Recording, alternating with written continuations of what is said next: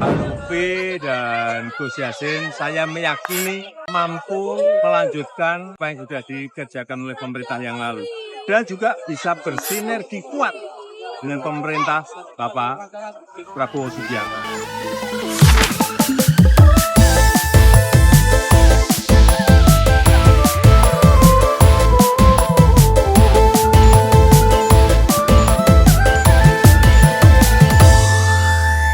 Banyak saudara, banyak bahagia. Kalau ada yang susah, jangan diam aja.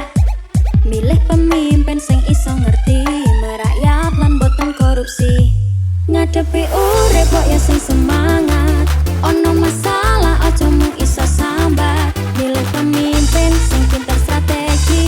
Saya melihat penerimaan dan kesukaan masyarakat di Jawa Tengah terhadap Pak Lutfi dan Gus Yassin luar biasa. Pak Lutfi dan Gus Yassin, saya meyakini mampu melanjutkan apa yang sudah dikerjakan oleh pemerintah yang lalu. Dan juga bisa bersinergi kuat dengan pemerintah Bapak Prabowo Subianto.